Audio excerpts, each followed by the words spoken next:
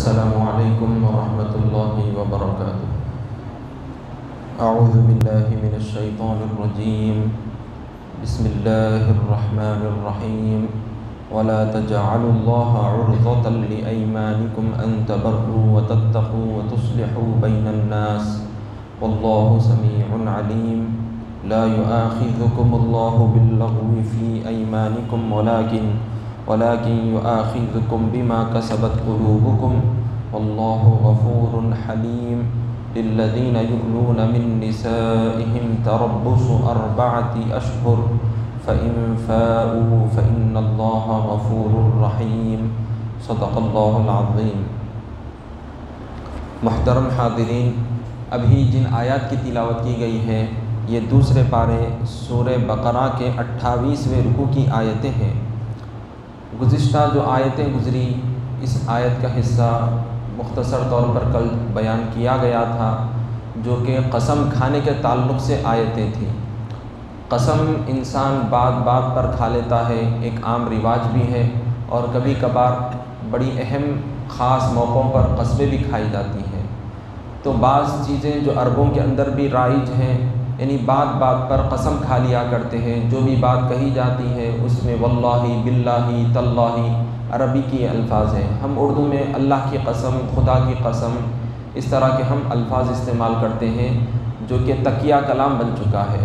تو ایسا جو عام رواج بن چکا ہے، جو عام بول چال میں قسمیں اس طرح سے زبان سے بغیر ارادے کے ایسا زبان سے یہ جو کلمات نکل جاتے ہیں، تو اس قسم کو قسم لغو کہا جاتا ہے، یمین لغو، بیکار، بیہودہ چیز۔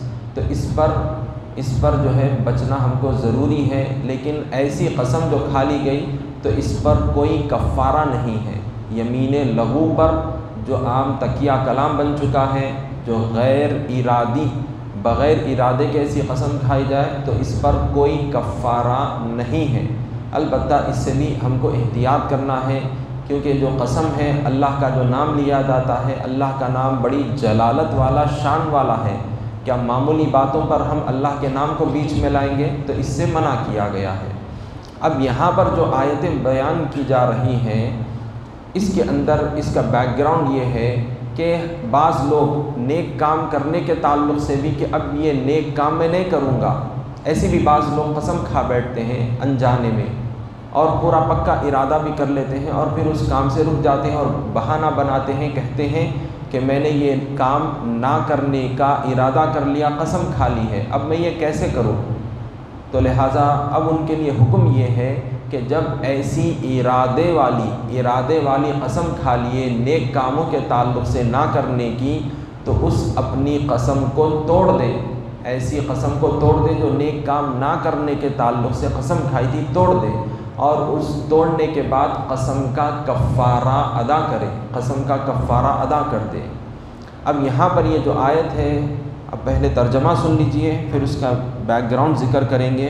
اللہ تعالیٰ کا فرمان ہے وَلَا تَجْعَلُوا اللَّهَ عُرْضَةً لِأَيْمَانِكُمْ أَن تَبَرُّوا وَتَتَّقُوا وَتُصْلِحُوا بَيْنَ النَّاسِ وَاللَّهُ سَمِيعٌ عَلِيمٌ۔ اور مسلمانوں، اللہ کے نام کو اپنی قسموں کا نشانہ نہ بناؤ کہ اس کی آڑ لے کر لوگوں کے ساتھ بھلائی کرنے اور پرہیزگاری کرنے اور صلح صفائی کرانے سے رک جاؤ، اور اللہ سب کچھ سننے والا اور جاننے والا ہے۔ حضرت ابو بکر صدیق رضی اللہ عنہ کے خلیر بھائی حضرت مصطح رضی اللہ عنہ، جو کہ بہت غریب تھے، تو حضرت ابو بکر صدیق رضی اللہ عنہ آپ کا بہت خیال فرماتے، آپ کو پیسے دیا کرتے، جو کچھ بھی ہو سکتا تھا آپ کے ساتھ بھلائی کا معاملہ کرتے تھے۔ لیکن جب حضرت بی بی عائشہ صدیقہ رضی اللہ عنہ، یہ کون ہے؟ حضرت ابو بکر صدیق رضی اللہ عنہ کی صاحبزادی بیٹی ہے، اور حضور صلی اللہ علیہ وسلم کی چہیتی زوج محترمہ ہے بی بی عائشہ صدیقہ رضی اللہ عنہ۔ منافقوں نے، یہودیوں نے مل کر ایک بہت بڑی سازش آپ کے خلاف رچی اور آپ کے اوپر تہمت لگا دی تھی، معاذ اللہ۔ تو اب یہ کئی دن تک سلسلہ چلتا رہا، ہر کوئی آپ کے تعلق سے غیر غلط باتیں کرتا تھا تہمت کے تعلق سے، لیکن بالآخر اللہ تعالیٰ نے آپ کی شان بتائی، آپ کے تہمت کے متعلق بیان فرمایا کہ آپ پر یہ الزام ہے، بہتان ہے، آپ اس سے بری ہیں، پاک صاف ہیں آپ۔ سورہ نور میں ہم کو یہ دوسرے رکوع میں یہ واقعہ ملتا ہے، اور اللہ نے آپ کی براءت کا اعلان فرمایا۔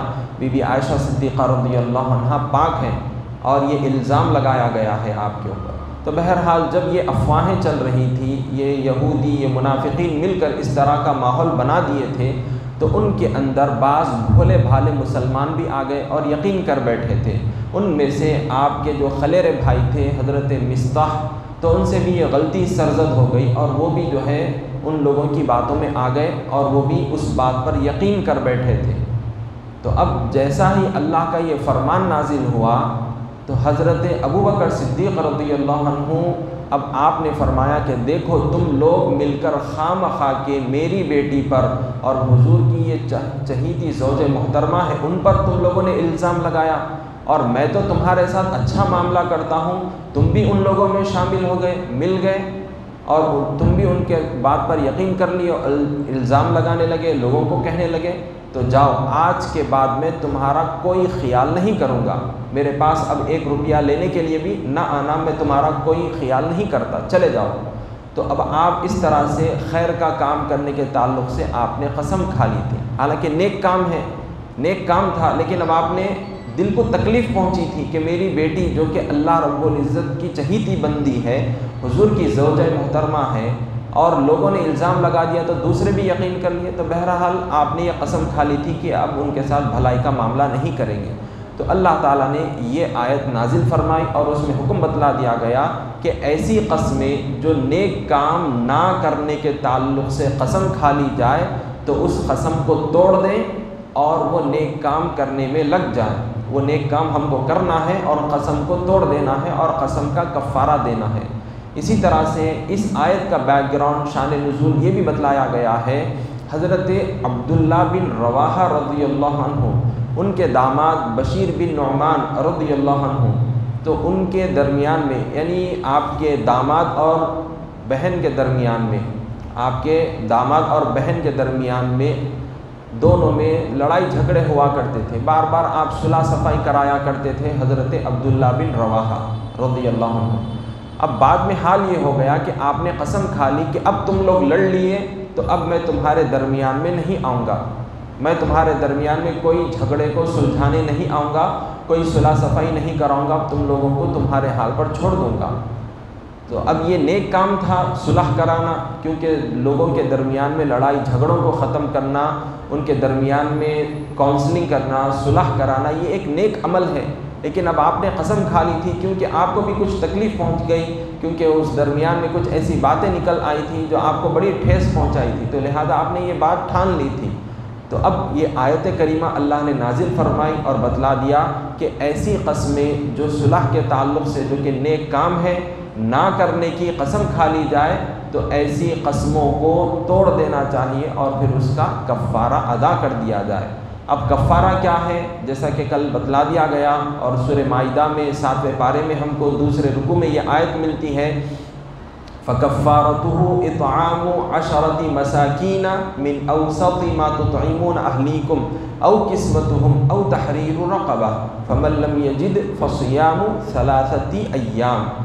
یعنی کفارہ یہ بتلایا گیا قسم کے توڑنے کا، جو قسم منعقد ہوتی ہے، یہ جو ایسی قسم کھا لی جائے فیوچر ٹینس کے لیے کہ آئندہ میں تمہارے گھر میں نہیں آؤں گا، لیکن اب آپ ان کے گھر میں چلے گئے تو اب آپ کی قسم ٹوٹ گئی، کفارہ دینا پڑے گا۔ آپ نے قسم کھا لی کہ آج کے بعد سے یہ میٹھا نہیں کھاؤں گا، لیکن اب آپ کھا لیے تو یہ آپ کی قسم ٹوٹ گئی۔ اسی طرح سے آپ نے قسم کھائی تھی کہ اب میں مدرسے کو نہیں جاؤں گا، یا مدرسے کی تعمیر نہیں کرواؤں گا، یا مسجد کی تعمیر نہیں کرواؤں گا۔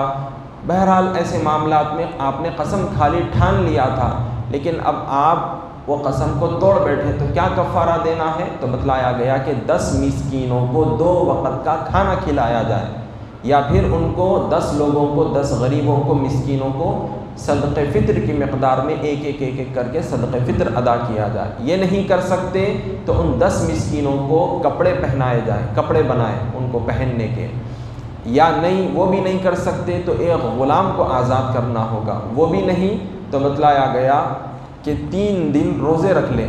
قسم آپ نے توڑ دی، لہذا اس قسم کا کفارہ یہ ہے کہ 3 دن روزے رکھنا ہے. اب اس کے بعد اب اللہ رب العزت فرما رہا ہے جو کہ بیکار بات پر تکیہ کلام جو بنا لیے ہیں قسموں کو، اس کے تعلق سے کہ اس پر تو کوئی کفارہ نہیں. اسی طرح سے جھوٹی قسم بھی لوگ کھا لیتے ہیں، یہ تو بہت بڑا گناہ ہے. جھوٹی قسم کھانا بہت بڑا گناہ ہے، اور اللہ تعالیٰ کل قیامت میں ایسے لوگوں کو بہت ذلیل و رسوا فرما دے گا. تو اب یہاں پر اس کے تعلق سے بھی اللہ تعالیٰ فرما رہے ہیں کہ ایسے قسموں پر، جھوٹی قسم پر کفارے کی ضرورت نہیں، لیکن یہ بہت بڑا گناہ ہے، قابل گرفت ہے یہ. اب دیکھیے اللہ کا فرمان سنیے، لا یؤاخذکم اللہ باللغو فی ایمانکم ولکن یؤاخذکم بما کسبت قلوبکم واللہ غفور حلیم.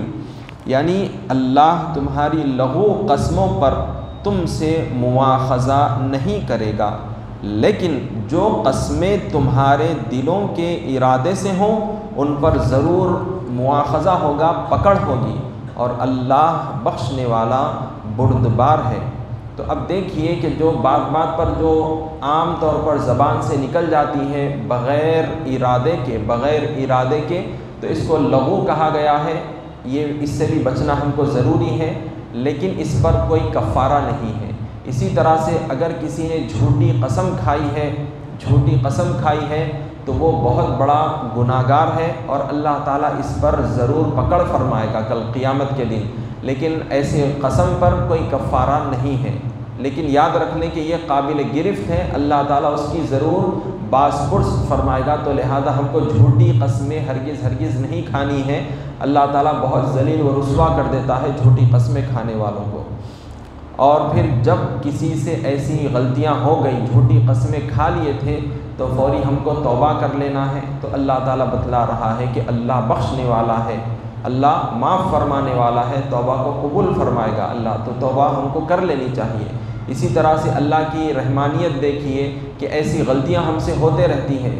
پہلے کے لوگوں سے جب غلطیاں ہوتی تھیں، پہلے کے زمانے میں گزشتہ جو پیغمبر گزرے ہیں، تو اللہ تعالیٰ ان لوگوں کے چہروں پر گناہ کرنے کی وجہ سے نشانی ڈال دیتا تھا کہ یہ گناہ گار ہے، لوگوں کو پتہ چل جاتا تھا.